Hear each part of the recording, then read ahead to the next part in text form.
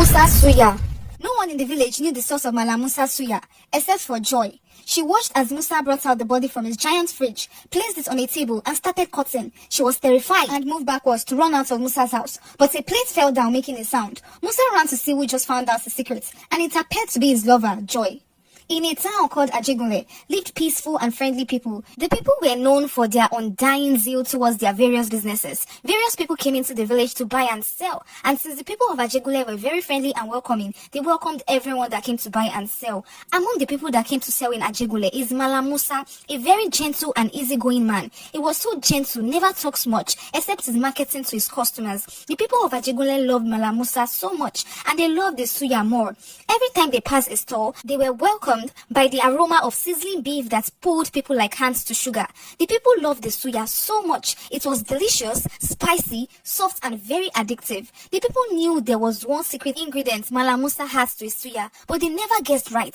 Malam Musa had so many competitors because of his suya. Ever since they came into the town several years ago, the people abandoned their old suya vendors and made him their favorites. The old suya vendors were so angry, but when they ate a suya, they knew why the people chose him over them. They tried all they could to know his secret recipe, but they never did. They were also bothered about the price of Malam Musa suya. Apart from the fact that the suya was so sweet and soft, it was so cheap. It made the people so angry at the other suya vendors, calling them greedy and selfish. Thinking they hiked the price of their suya, they made Malam Musa their favorite. His suya was so cheap and delicious. The other suya vendors were confused. How is his own so cheap? How can he be selling so low? Doesn't he want to make any gain? They asked themselves, but they never got answers. Most suya vendors left the business because everyone were buying from Malam Musa. Coming to Ajegunle was the best decision Malam Musa has ever made, according to him. In the previous village he was in, he never made sales like he did in Ajegunle town. The people also liked the taste of his suya, but he hardly made any gain. But ever since he moved to Ajegunle town, his sales rise like never before. People from both far and near visited the village to eat the popular Malam Musa suya.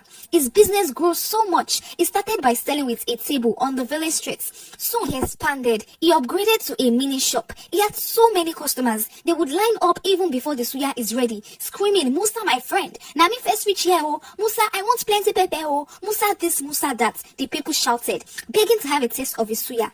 Soon, Musa couldn't handle the business alone anymore. It was draining for him. He was working so hard. He thought long and hard and decided to break his one rule of not hiring someone. Musa did all of his suya business himself.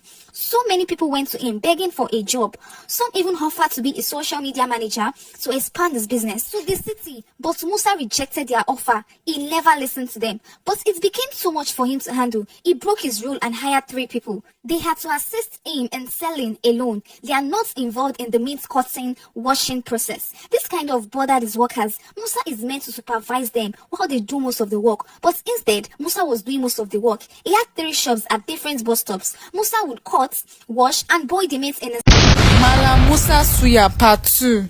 Boil the meat in his house before taking it to his various shops. It was a lot of work for Musa, but he never complained. He was doing it happily. It was a lot of work for him. He went from bus stop to bus stop carrying his meat. His workers wondered why he was like that.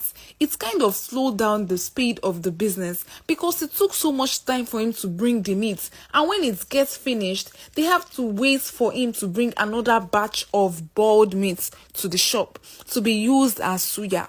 His workers decided to have a meeting with Malam Musa, and so one day they did.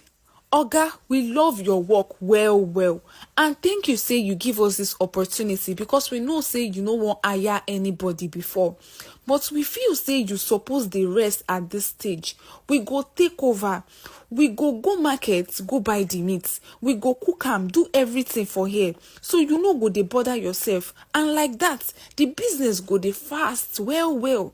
We no go get any delay. And our customers no go dey complain say we slow again."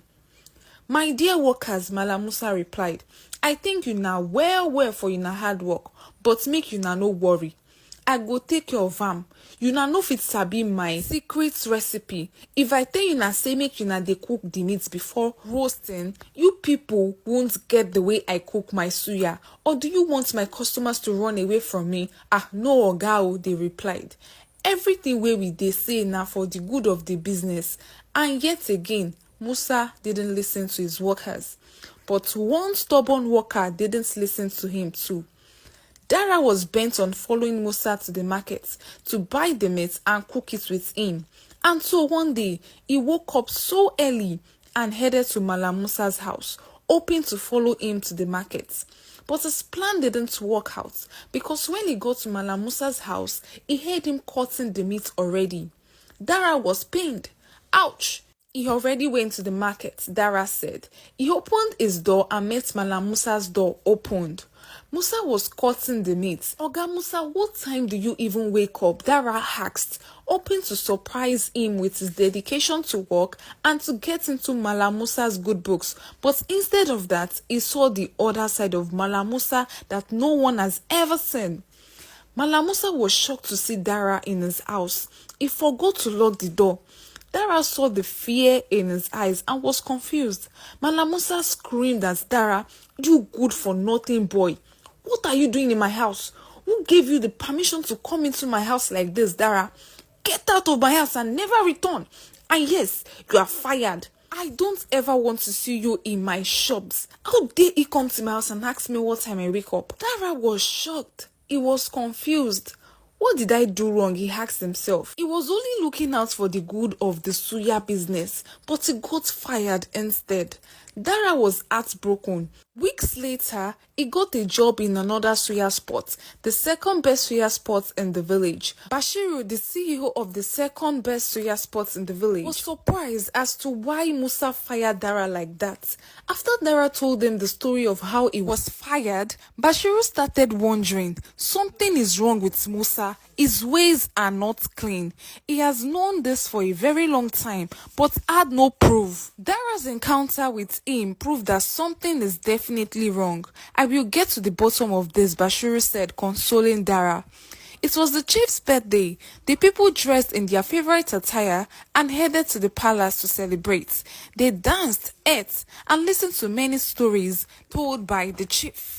The chief hired Musa as a suya man that day. So many people came to the town because of the chief's birthday. On his birthday, he gives out free food and gifts. They were all looking forward to eating Musa suya, especially when it's free. Musa was totally drained that day. He worked so hard without rest. After he delivered the boiled meat to his workers, he left the chief's party and went home to rest.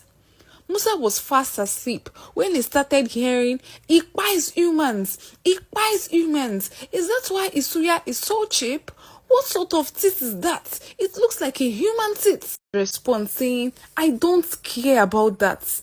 Don't worry, okay? Very soon I'll buy a house in your name and then we can spend so much time there together.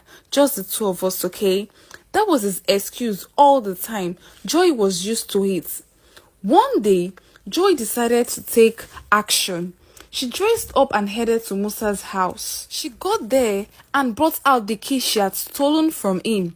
She carefully opened the door and stood in a corner peeping. She saw Musa open his giant fridge and bring out a human ham and leg. Inside the fridge were different heads of both men and women. Joy was shocked.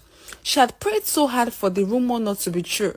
During this mission of getting to know Musa, making him fall in love with her, and getting into his house, she had somehow fell in love with him. She started crying, regretting why she agreed to take up the mission. She moved back and something fell down, making a sound.